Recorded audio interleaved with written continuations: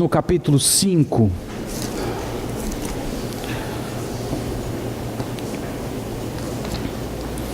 Primeira Coríntios capítulo 5, versículo 7.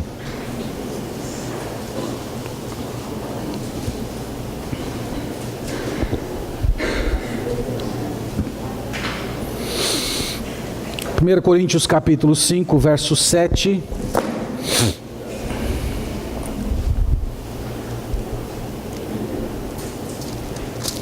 A palavra de Deus declara a nós o seguinte: lançai fora o velho fermento, para que sejais nova massa, pois sois de fato sem fermento. Pois também Cristo, nosso Cordeiro Pascal, foi imolado. Amém. Meus irmãos, esse versículo, ele apresenta em poucas palavras o que é a essência da verdadeira Páscoa. Páscoa não diz respeito a chocolate. Páscoa diz respeito a sangue. Páscoa não diz respeito ao coelho. Páscoa diz respeito ao cordeiro. Não é a celebração da vida, é a celebração da morte do unigênito Filho do Pai. E nós não podemos permitir que as crendices populares, os aspectos culturais, roubem o nosso olhar para o lugar que de fato nós deveríamos olhar nesse dia: a cruz do Senhor Jesus. É lá que ocorre a nossa Páscoa. É lá que o Cordeiro Pascal, o Cordeiro da nova aliança, foi imolado. Então, pensando nisso, eu gostaria, por uns poucos minutos, falar com vocês sobre o significado da cruz. O que a cruz significa para nós hoje? O que significa para nós quando a Sagrada Escritura declara que Cristo é o nosso Cordeiro Pascal?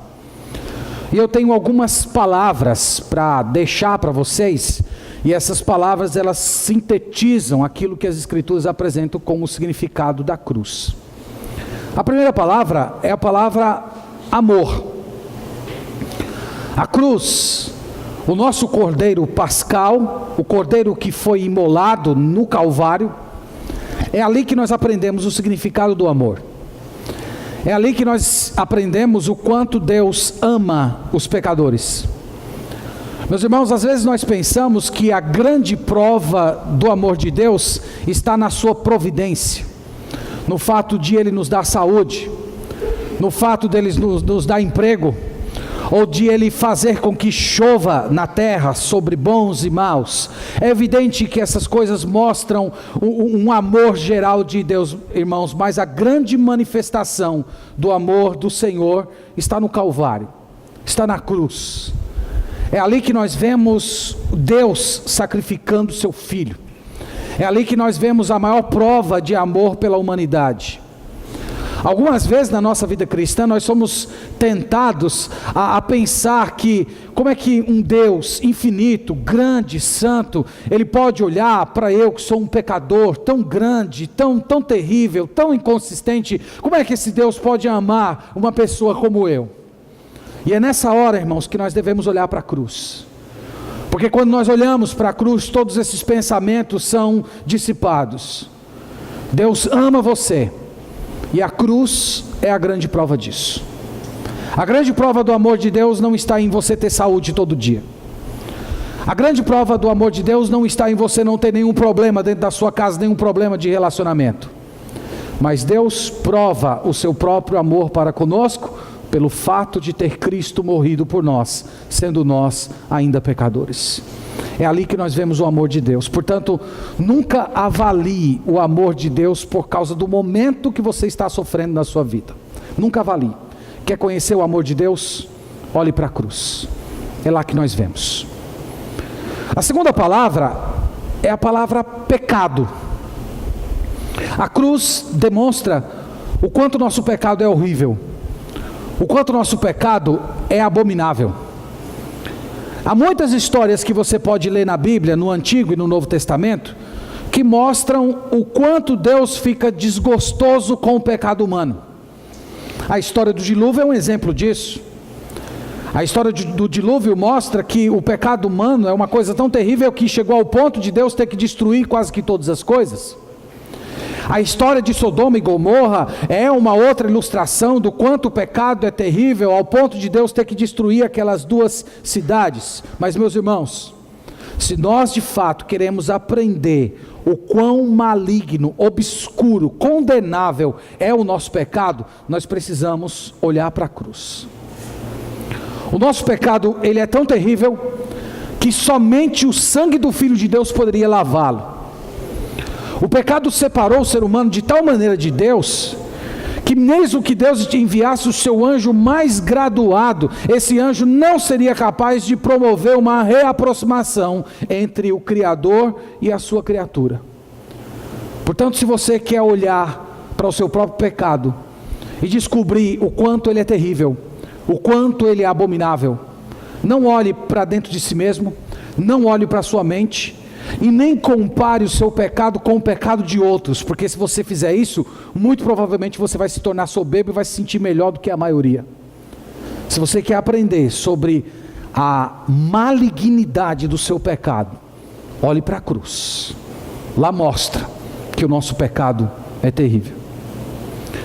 A terceira palavra, além de amor e pecado, é a palavra salvação.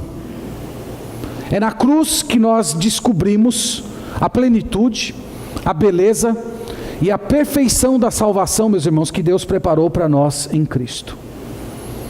A grande beleza da sua salvação não está apenas naquelas passagens em que Deus declara o amor dele por você, em que ele diz que carrega os seus fardos, em que ele chama você para ser o seu irmão mais novo. A maior demonstração da sua salvação está na cruz. É lá que você aprende o quanto a sua salvação é gloriosa. Quando nós olhamos para a cruz, nós vemos que o Senhor Jesus Cristo fez um pagamento horrível pelos nossos pecados. Usando a linguagem que nós utilizamos hoje na escola bíblica dominical, na cruz o Senhor Jesus Cristo bebeu o vinho sem mistura. Ele bebeu cada gota da ira do Pai. Ele sofreu a ira do Deus Trino. Toda a maldição da lei caiu sobre ele. Ele carregou completamente as nossas iniquidades. É na cruz que nós aprendemos isso. Algumas vezes na vida cristã, nós somos tentados a pensar que o perdão de Deus por nós, ele tem um limite. Às vezes nós olhamos assim, nos sentimos tão pecadores. Como é que Deus pode perdoar uma pessoa como eu? Peco tanto, eu desonro tanto o Senhor. Nas horas em que esses pensamentos assaltam a sua mente, é o momento de você olhar para a cruz. Que na cruz ensina isso para a gente. Tem um caminho para o céu. Tem um caminho que conduz à vida eterna para o maior dos pecadores. Então a cruz ensina para a gente salvação. Quarto lugar, a cruz ensina santidade. É na cruz que nós vemos os maiores apelos para sermos santos nessa vida. É olhando para a cruz que nós descobrimos que depois de salvos por Jesus, nós não podemos mais viver para nós mesmos. Nós temos que viver para o Senhor. É na cruz que nós aprendemos que não somos mais nós, mas é Ele em nós. É na cruz que nós aprendemos que nós fomos comprados por preço. É lá que nós somos ensinados que devemos glorificar a Deus com o nosso corpo. E que o sacrifício do Senhor Jesus Cristo não foi apenas para perdoar os pecados que nós cometemos no passado, mas para nos fazer pessoas novas hoje. Para nos dar uma vida de retidão, de santidade, de vitória sobre o pecado. O que eu estou dizendo, meus irmãos, para vocês esta manhã, é que não há algo tão purificador para a nossa alma, o quanto nós focalizarmos a cruz de Cristo. Porque na cruz de Cristo, o mundo é crucificado em nós. É olhando para a cruz de Cristo que nós somos interrogados pelo Espírito Santo do fato de como é que nós podemos amar o nosso pecado, como é que eu posso pecar de uma forma descarada, sabendo que foram pecados como esse que mataram o meu Salvador. E é por isso que a cruz é um apelo para a santidade. Próxima palavra que a cruz nos traz é a palavra confiança. A cruz, meus irmãos, nos dá contentamento de vida. Olhando para a cruz, nós vivemos sem ansiedade, nós vivemos sem preocupação. Nós olhamos para passagens como Romanos 8, em que Deus diz assim: se Deus não poupou o seu próprio Filho, porventura Ele não nos dará com Ele todas as coisas. Na cruz nós aprendemos verdades como essas. Deus dizendo: ora, se o meu filho, a pessoa amada por mim, a pessoa que eu me relaciono com ela desde a eternidade, o fruto desse amor maravilhoso, eu entreguei esse filho para você, por que você acha que eu vou negar o restante? É na cruz que nós aprendemos isso. É na cruz que nós descobrimos, irmãos, que todas aquelas coisas que são boas e necessárias para a nossa alma, Deus vai nos dar. Tudo que foi importante, tudo que necessitarmos, Ele providencia todas as nossas necessidades, as maiores e as menores. Ele vai nos suprir de tudo aquilo que é útil, de tudo aquilo que nos faz nos aproximar e sermos mais dele. Uma outra palavra que descreve a cruz é a palavra segurança. É na cruz que nós descobrimos aquilo que a Bíblia chama de certeza de salvação. Quando nós olhamos para a cruz, irmãos, nós simplesmente somos despidos de nós mesmos. Nós entendemos que na vida cristã nós não podemos confiar na nossa fé, nós não podemos confiar na nossa devoção, nós não podemos confiar na nossa caridade, na nossa paciência, no nosso zelo. Nós temos que confiar exclusivamente no sangue do Cordeiro que foi derramado por nós. E quando nós olhamos para esse sangue, nós chegamos à conclusão, que é a mesma conclusão das Escrituras, que Deus jamais irá nos desprezar. Deus nunca vai nos lançar fora. Aquelas ovelhas, como diz João 10, 28, elas foram colocadas nas mãos de Jesus, e da mão dele ninguém pode arrebatar.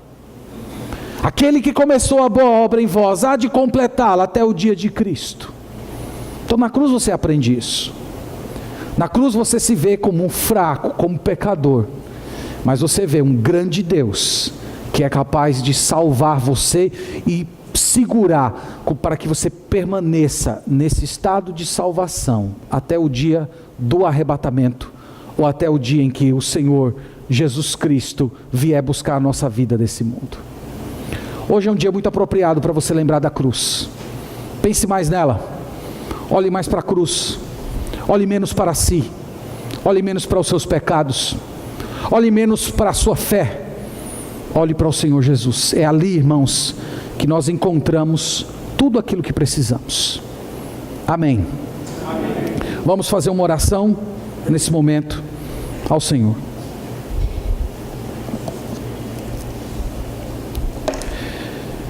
Senhor Jesus, que nesse dia nós sejamos capazes de ver e de sentir o Teu amor.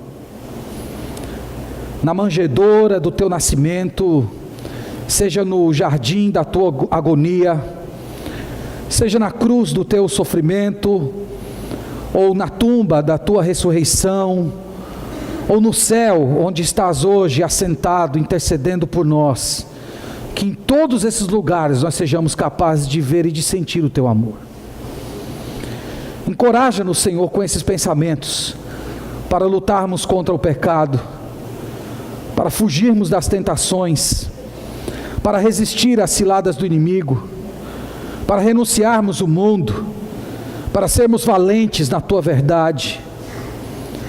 Aprofunda em nós, Senhor, um santo senso de relacionamento contigo, que Te vejamos como nosso Deus, que Te vejamos como noivo da Tua igreja, que Te vejamos como amigo de pecadores.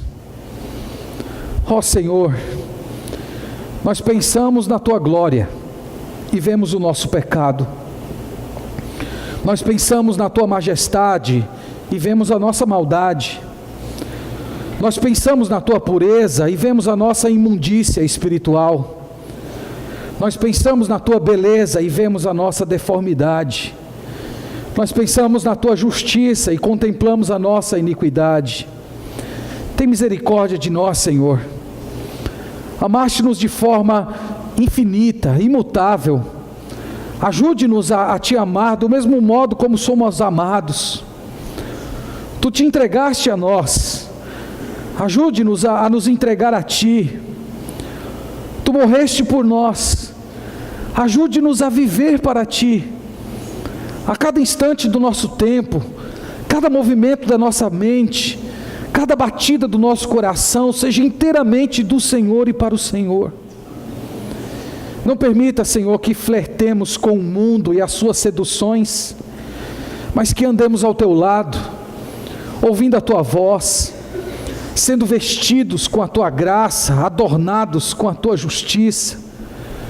Oramos, ó Pai, confiados na intercessão do Senhor Jesus e no fato de que Ele nos ama com amor eterno. Amém. Te agradecemos, ó Deus, por tudo que o Senhor tem preparado para nós até o momento. Agradecemos o privilégio imenso que é entoar canções a Ti, lembrar de forma poética a Tua beleza, a Tua graça e o sacrifício do Senhor Jesus por nossos pecados. Também, ó Deus, o grande privilégio que é devolver, consagrando a Ti parte dos recursos que o Senhor bondosamente nos abençoa. E nós pedimos que eles sejam usados para a Tua glória. E agora, ó Deus, nós vamos abrir mais uma vez a Tua palavra. E pedimos que o Teu Santo Espírito guie o nosso coração pelas verdades da Escritura, abrindo os nossos olhos, destampando os nossos ouvidos, enchendo o nosso coração de plenitude, para que o Teu nome seja glorificado através da palavra. Essa é a nossa oração no nome de Jesus. Amém. Vamos abrir, meus irmãos, em João, no Evangelho de Jesus, segundo João, no capítulo 20.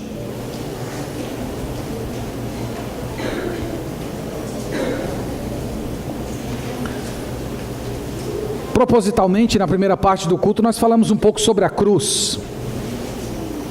Mas vocês sabem que o domingo, ele não se resume à cruz. Nós temos a ressurreição. E nós queremos usar essa parte final do culto para lembrar vocês algumas verdades a respeito desse assunto. A Bíblia tem duas partes: o Antigo Testamento, que promete Jesus, e o Novo Testamento, que cumpre Jesus e profetiza a consumação de Jesus. O Novo Testamento tem 27 livros. 4 evangelhos nos contam a história de Jesus. 21 cartas do Novo Testamento servem para mostrar o significado de Jesus para a nossa vida e para a vida da igreja. Há um livro em que se conta a história do surgimento e da expansão da igreja, o livro de Atos, e um livro de profecia, que nos conta aquelas coisas que o Senhor Jesus ainda fará. Esses livros, eles têm as suas peculiaridades, mas todos eles têm o mesmo tema. Eles apresentam Jesus como vivo, como ressuscitado de entre os mortos, e como alguém que está ativo, realizando a sua obra nesse mundo. Então todo o Novo Testamento apresenta isso. E o nosso objetivo essa manhã é olhar a primeira aparição de Jesus para os seus discípulos. Nós vamos olhar essa aparição. Vocês vão perceber pela leitura que eles estavam profundamente assustados, mas nós vamos aprender coisas gloriosas sobre esse evento. Vamos aprender especialmente sobre Jesus. Eu quero usar essa passagem não tanto para falar dos discípulos, mas para falar do Salvador dos discípulos. E nós vamos ver que tem lições maravilhosas aqui para a gente. Então vamos ler João 20, verso 19 ao verso 23. A palavra de Deus nos diz o seguinte: Ao cair da tarde daquele dia, o primeiro dia da semana, trancadas as portas da casa onde estavam os discípulos, com medo dos judeus, veio Jesus, pôs-se no meio e disse-lhes: paz seja convosco. E dizendo isto, lhe mostrou as mãos e o lado. Alegraram-se, portanto, os discípulos ao verem o Senhor. Disse-lhes, pois, Jesus outra vez: paz seja convosco. Assim como o Pai me enviou, eu também vos envio. E, havendo dito isto, soprou sobre eles e disse: recebei o Espírito Santo. Se de alguns perdoardes os pecados, são-lhes perdoados. Se lhes retiverdes, são retidos. Amém. Como eu disse, irmãos, nessa pequena passagem, eu quero apresentar para vocês algumas informações sobre Jesus. O que esses poucos versículos ensinam sobre o nosso Salvador? O que eles ensinam sobre o Cristo ressurreto? O primeiro ensino é: Jesus é ilimitado. O Jesus ressuscitado dos mortos, ele é ilimitado. Esse evento, irmãos, que nós acabamos de ler, ele ocorreu no domingo à noite. No domingo da ressurreição, ele já havia aparecido para Maria Madalena. Você vê isso do primeiro verso desse capítulo até o verso 18. Mas aqui há 3 eventos interessantes que mostram para a gente o quanto Cristo ressurreto, depois da sua crucificação, ele é ilimitado para nós hoje. A primeira coisa que mostra Cristo como ilimitado é o fato de que as portas estavam trancadas. Diz isso no verso 19: ao cair da tarde daquele dia, o primeiro da semana, trancadas as portas da casa. Jesus é ilimitado. Jesus é ilimitado porque ele entra dentro da casa sem precisar bater a porta. Ele simplesmente apareceu lá. Ele surgiu. E ao mesmo tempo, ele não era um espírito, ele não era um espectro, ele não era um fantasma. Vocês viram que a primeira coisa que ele fez foi mostrar suas mãos para os discípulos? Lucas, contando essa história, ele acrescenta dizendo assim: olha, vejam as minhas mãos, olhem para os meus pés, porque um espírito não tem corpo. Então Jesus não era um espírito, Jesus não era um espectro, Jesus não era um fantasma. Jesus tem um corpo, mas um corpo que não é exatamente igual ao nosso, é um corpo glorificado. E ele, com o seu corpo glorificado, com a sua matéria glorificada, ele pode entrar em um lugar fechado. Então isso ensina para a gente o quê? Isso ensina para a gente que Jesus é ilimitado, que Jesus pode ir onde ninguém vai, que Jesus pode entrar em lugar em que ser humano nenhum entra. Jesus, ele pode ir no profundo da sua mente, muito mais do que qualquer psicólogo ou psicanalista. Jesus pode ir no profundo dos seus sentimentos e compreender cada coisa que acontece dentro de você, cada sensação. Jesus, ele pode ir aonde nenhum médico foi. Jesus pode ir aonde os amantes não vão. Jesus, ele é ilimitado, meus irmãos. Não tem qualquer espaço da sua mente, do seu coração, que Jesus não possa entrar e transformar. Então a ressurreição é para mostrar para todos aqueles que são de Jesus, que no momento em que ele ressurge dos mortos, Jesus Cristo ressurge ilimitado, todo-poderoso, para fazer coisas que ninguém mais nesse mundo pode fazer, para entrar em certos lugares da nossa vida que ninguém consegue entrar. Então todas as camadas da sua vida, todas aquelas coisas complexas que acontecem dentro do seu coração, que às vezes você mesmo não compreende, Jesus pode entrar lá.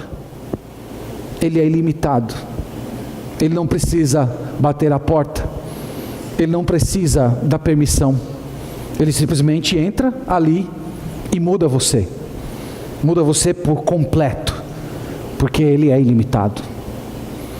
O segundo fato que mostra Jesus como ilimitado, é que os discípulos estavam com medo. Isso está no verso 19, diz: ao cair daquela tarde, daquele dia, o primeiro dia da semana, trancadas as portas da casa onde estavam os discípulos, com medo dos judeus.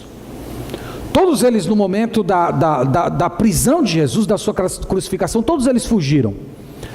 E eles ficaram trancados dentro de uma casa, porque eles estavam com medo que a mesma coisa que fizeram com o nosso Salvador fizesse com eles também. Eles estavam com medo. Medo. Você já parou para pensar que o medo é algo que cerca o coração de todo aquele que ama e teme ao Senhor?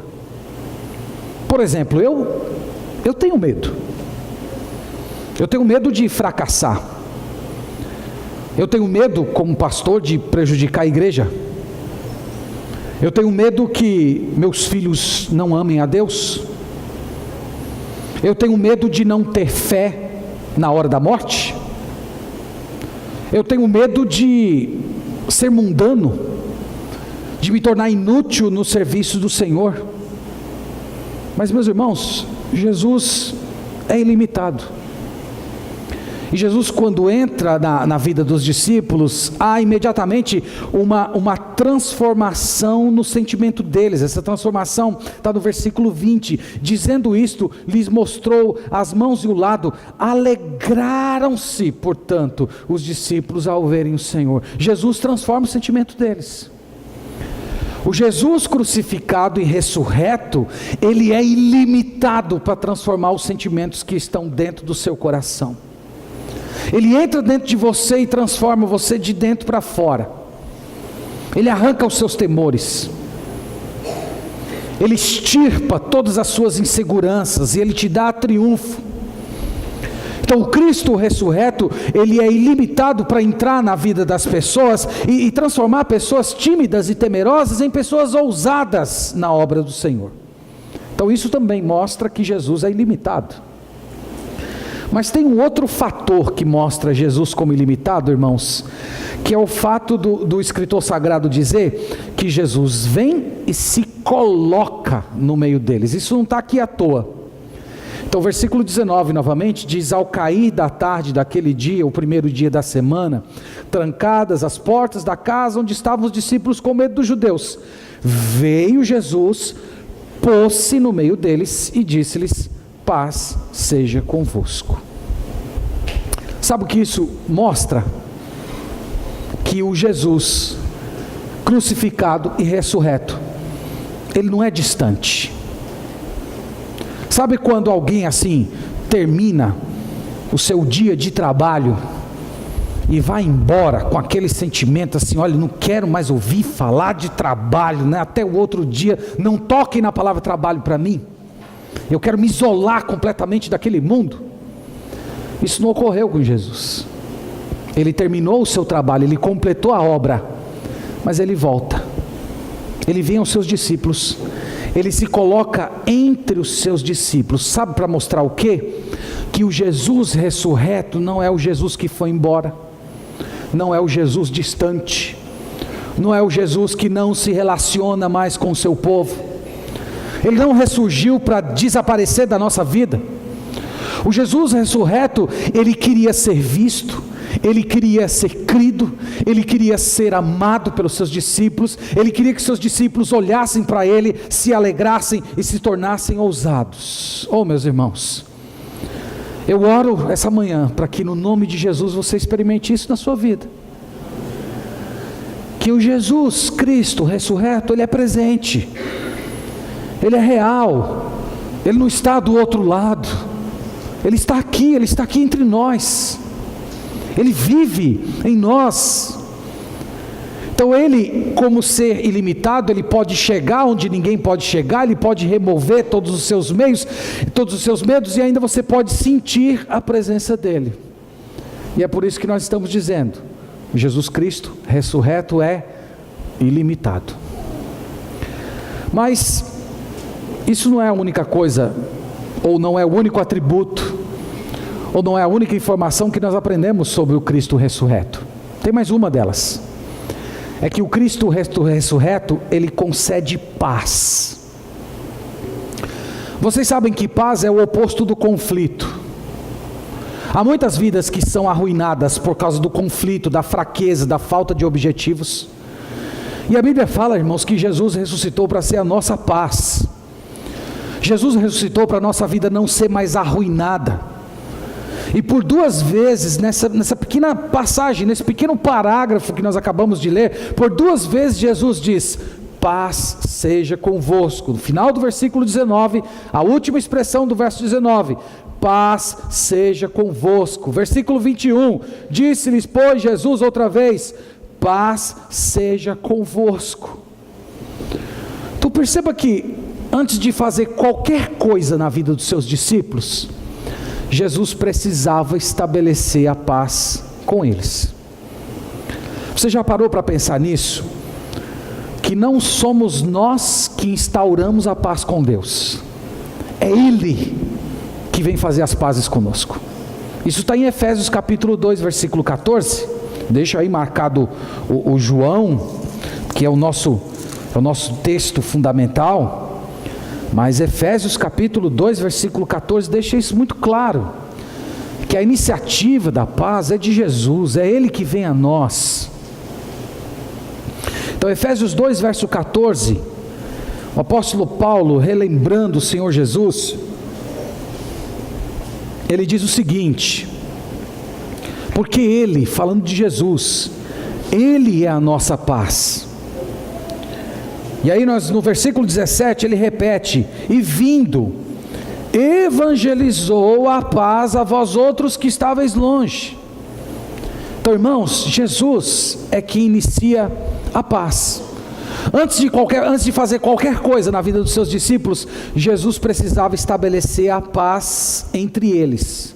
Então, é como se Jesus, quando se apresentasse e mostrasse para ele as suas mãos furadas, ele mostrasse o seu lado ainda aberto. É como se Jesus dissesse: vocês estão olhando para mim, vocês estão me vendo, eu sou aquele que morreu, eu sou aquele que vocês abandonaram, eu sou aquele que vocês deixaram no momento em que eu mais percebi, e eu fui morto, eu fui traspassado pelas transgressões de vocês, mas eu vim aqui oferecer a paz, porque eu paguei com a minha própria vida a covardia de vocês. Vocês entendem porque Jesus diz paz convosco? Jesus não diz paz convosco apenas para acalmar o coração deles que estavam com medo de serem mortos pelos judeus. Jesus diz paz convosco para acalmar a própria consciência deles. Está tudo bem entre nós, está tudo bem, nós podemos ter amizade, nós podemos ficar juntos novamente, porque essa covardia de vocês eu morri por ela. Está aqui, ó, olha para as minhas mãos, eu paguei o preço. Meus irmãos, há naturalmente, diz a Bíblia, uma hostilidade entre o ser humano e entre o Criador, e só Jesus que pode matar essa hostilidade. Há pelo menos nas Sagradas Escrituras 3 manifestações da paz que Deus oferece para as pessoas. A primeira é a paz com Deus. A paz com Deus é justamente essa, é aquela paz em que Jesus Cristo se coloca entre a ira do Deus Trino e nós. Ele se coloca no meio. Então Deus, o Deus Trino, Pai, Filho e Espírito Santo, Ele faz as pazes conosco por causa do sofrimento do Filho. Ele aceitou o sofrimento do Filho como sendo o nosso sofrimento, e por isso Ele nos perdoa, e hoje Ele não olha para nós mais como um juiz, mas Ele olha como um Pai amoroso. Essa é a primeira manifestação da paz que Jesus oferece. A outra manifestação da paz que aparece nas Escrituras é a paz com os outros. A paz com os outros fala dessa ligação que ocorre, essa conexão que existe entre todos aqueles que são do Senhor. Todos aqueles que são do Senhor, eles foram unidos a Cristo e eles foram unidos uns com os outros, na figura de um corpo. E por conta dessa união, dessa ligação espiritual, da seiva da videira que corre no meio desse corpo, nós podemos ter paz uns com os outros. Nós podemos perdoar, nós podemos ser perdoados, nós podemos ter amizade, nós podemos ter intimidade, nós temos uma ligação profunda entre todos aqueles que são do Senhor. Essa é a paz com os outros. E a terceira manifestação da paz que a Bíblia fala é a paz interior, ou a paz de Deus. Hebreus capítulo 9, versículo 14, o escritor sagrado fala um pouco dessa paz. Hebreus 9, verso 14.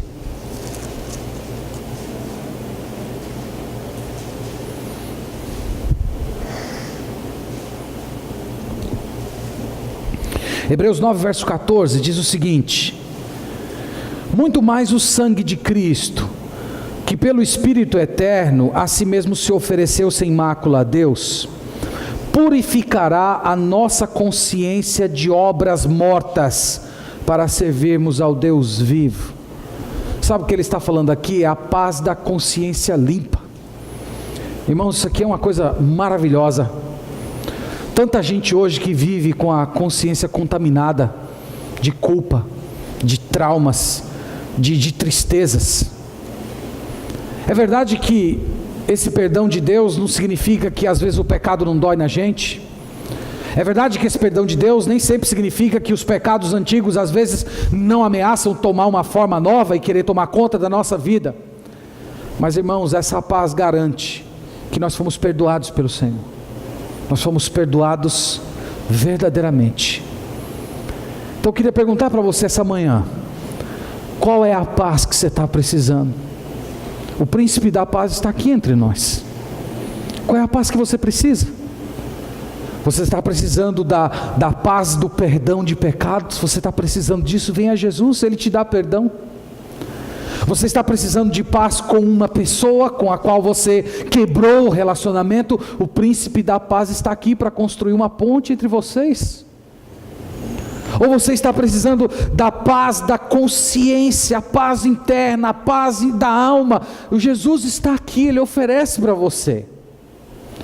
Eu só espero que você entenda uma coisa: que essa paz não é um mero sentimento, não é aquele simples alívio que a gente tem. Essa paz é uma pessoa, é Jesus. E à medida que nós permitimos que Ele ocupe os espaços da nossa vida, que Ele tome os lugares do nosso coração, Ele se torna pleno dentro de nós, e nós experimentamos essa paz que é Ele próprio. Então nós aprendemos que Jesus é ilimitado, nós aprendemos que Jesus concede paz, mas tem uma terceira coisa que essa passagem também nos ensina: Jesus dá poder. Verso 21, volte para João capítulo 20, por favor. Verso 21. Olha o que diz: disse-lhes, pois, Jesus outra vez: paz seja convosco. Assim como o Pai me enviou, eu também vos envio. E dito isto, soprou sobre eles e disse: recebei o Espírito Santo. Jesus dá poder. Novamente, meus irmãos, esse poder não é uma força, não é que nem do Jornada nas Estrelas, né? Que a força esteja com você como se fosse uma coisa impessoal. Esse poder é uma pessoa, é o Espírito Santo. Na história aqui da cronologia bíblica, esse Espírito seria derramado quando Jesus subisse ao céu. Atos 2:23 fala disso. Esse derramamento ocorreria 7 semanas depois desse evento aqui que estamos lendo. Em Atos 1:8 tem a repetição dessa promessa: mas recebereis poder ao descer sobre vós o Espírito Santo. Por que Jesus está dando o Espírito Santo? É para lembrar, meus irmãos, que nós não somos capazes de fazer a obra de Deus sozinhos. Nós não temos condições de viver nesse mundo uma vida que honra, que glorifica ao Senhor por nós mesmos. Nós precisamos de poder, nós precisamos ser revestidos do alto. E aqui o que está acontecendo é uma espécie de antecipação do que ocorreria 7 semanas depois em Atos capítulo 2. É um prelúdio, é uma prévia. Sabe quando a nossa mãe lá, quando éramos criança, ela fazia o bolo, e estava lá fazendo o bolo, e mesmo antes de aprontar o bolo, ela dava a colher para a gente experimentar, né? E a gente experimentava aquela colher, e aquela colher como se fosse uma prévia do bolo, né? Olha o que está esperando você. É mais ou menos o que está acontecendo aqui. É uma antecipação, é uma prévia do que estava aguardando eles. Jesus já tinha dito isso: eu vou para o Pai, mas eu vou enviar para vocês o Consolador. E aqui, irmãos, a maneira como é retratado é uma maneira muito gloriosa, porque mostra uma ligação muito profunda entre Jesus e o Espírito Santo. O Espírito Santo é como se fosse o ar de Jesus. O Espírito Santo é como se fosse a respiração de Jesus, porque Jesus sopra sobre eles e eles são revestidos do Espírito Santo. Você já parou para pensar que ligação maravilhosa? Que união maravilhosa existe entre Jesus e o Espírito Santo? O Espírito Santo sendo retratado na figura do ar do Senhor Jesus. E é por isso que o Espírito Santo nunca exalta a si mesmo. É por isso que o Espírito Santo nunca chama atenção para si. É por essa razão que o Espírito Santo sempre está apontando para Jesus, levando as pessoas até o Senhor Jesus. Então Jesus está ressurreto, vivo, e Ele nos enviou o Espírito Santo. E hoje, meus irmãos, passado quase 2000 anos desse evento, Jesus soprou o seu Espírito Santo sobre nós, e agora nós somos selos do Espírito Santo, nós somos habitados pelo Espírito Santo, nós podemos ser controlados por Ele.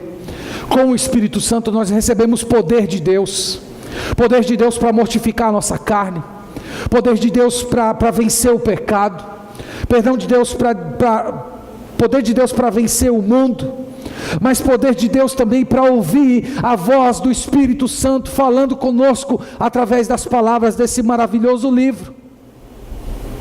Só que aqui em João, Jesus dá esse Espírito Santo com um objetivo muito claro. Versículo 21, ele diz assim: disse-lhes Jesus, pois Jesus outra vez: Pai seja convosco, assim como o Pai me enviou, eu também vos envio.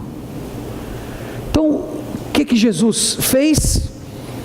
Ele sopra o Espírito Santo e transforma eles em embaixadores, representantes, evangelizadores. Então é isso que o Espírito Santo faz. Por que o Espírito Santo um dia foi soprado sobre a sua vida? Para você falar de Jesus, para você sair daqui dessas portas, entrar no meio da sua família, no seu trabalho, no meio dos seus amigos, no ambiente do seu estudo, e você chegar para essas pessoas e dizer: Jesus está vivo, Ele ressuscitou de entre os mortos, Ele oferece paz para você hoje através do seu sangue. Se arrependa dos seus pecados e creia que a morte dele foi um sacrifício em substituição às suas iniquidades, e você vai ser salvo. E sabe o que o Espírito Santo faz? O Espírito Santo pega essa mensagem tão simples, ele energiza essa mensagem, joga no coração do incrédulo, e o coração dele treme, ele se quebranta, ele dobra os seus joelhos, ele crê no Senhor. Foi para isso que Deus te deu o Espírito Santo. Foi para isso que esse Espírito foi soprado em você. Oh, meus irmãos, como nós precisamos do Espírito Santo, como nós necessitamos. Eu creio que essa simples passagem resume o que é que tem que ser a nossa vida hoje. Nós fomos salvos. Há hoje paz entre nós e Deus, e nessa paz Deus nos dá o Espírito. E Deus nos dá o Espírito primeiro para a gente mortificar a nossa própria carne, para a gente matar a ira, a lascívia, a indiferença, a falta de fé, a amargura, os ciúmes, o orgulho. O Espírito Santo foi dado para essas coisas todas morrerem dentro de você, e ao mesmo tempo você crescer no fruto do Espírito: amor, alegria, paz, longanimidade, bondade, mansidão, domínio próprio. Tudo isso foi dado para você ser assim. Mas o Espírito Santo também foi dado para sermos proclamadores, falar de Jesus, evangelizar, crendo que o Espírito Santo concede poder às palavras que falamos. E foi para isso que Jesus morreu e ressuscitou.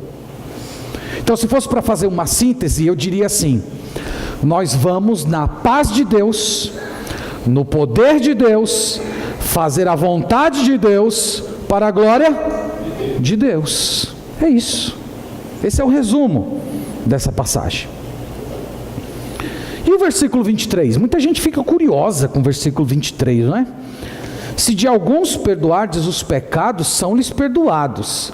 Se lhes retiverdes, são retidos, né? Muita gente fica intrigada com esse versículo. Eu quero dizer para você de imediato que Jesus não está dizendo que você tem poder de perdoar o pecado de alguém, ou decretar que alguém não teve os seus pecados perdoados. Você não tem esse poder, só Deus pode perdoar pecados.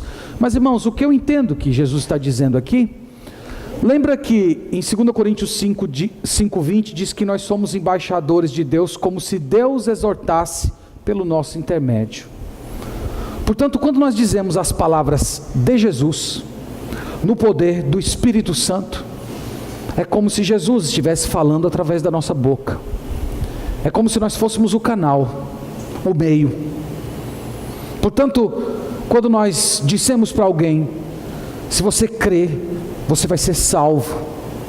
Ou se nós dissemos, por você ter crido, você está salvo.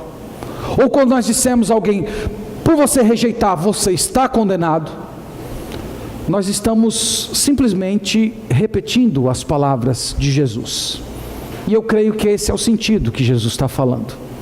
Não que nós temos um poder de fazer isso, mas que nós fazemos isso no poder dele, repetindo as palavras dele e o ensino dele. Pois bem, meus irmãos, são essas 3 informações que eu queria dividir com vocês essa manhã. O Senhor Jesus ressurreto é ilimitado. Ele é ilimitado para entrar dentro do seu coração, ir até onde ninguém vai, remover todos os seus temores e terrores, dar alegria para você. Mas Jesus também concede paz. Ele pacifica você. Ele estabiliza os seus sentimentos. Ele te dá humildade para você construir pontes entre as pessoas das quais você se separou. Ele produz paz na consciência ferida dos seus próprios pecados. Mas Jesus também nos dá poder. Ele dá o Espírito Santo para nos fazer santos, para nos fazer ousados na sua obra. Eu queria terminar perguntando a você, o que é que você vai fazer com todas essas informações? O que você vai fazer com isso? Essa manhã, venha a Jesus, clame a Ele, se humilhe, ore dizendo, Senhor, eu quero ser participante do poder da ressurreição. Poder da ressurreição. Eu quero experimentar todas as nuances, todas as facetas, todas as luzes, todos os brilhos que estão presentes na ressurreição de Jesus. E fazendo isso, irmãos, nós vamos ter uma vida verdadeiramente transformada. Então que Deus nos abençoe e que o Cristo morto e ressuscitado seja sempre o objeto das nossas orações, das nossas afeições, da nossa apreciação e da nossa adoração. Amém. Vamos orar ao Senhor, agradecendo por esse culto que Ele nos deu.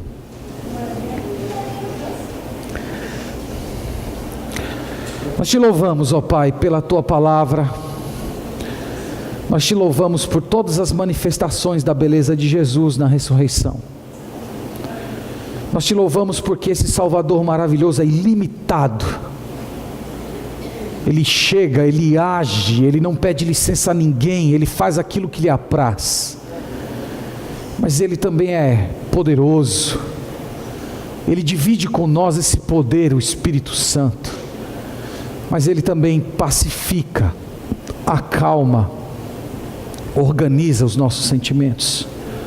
Ó Senhor, como é glorioso, como é bom para nós participar da Tua ressurreição. Abençoa essas pessoas que aqui estão, Pai. O Senhor conhece o coração de cada uma delas e a necessidade. Venha ao seu encontro essa manhã. E que essa existência real de Jesus venha a ser percebida, notada, apreciada e amada por cada um desses irmãos. É a nossa oração a Ti essa manhã, no nome de Jesus. Amém.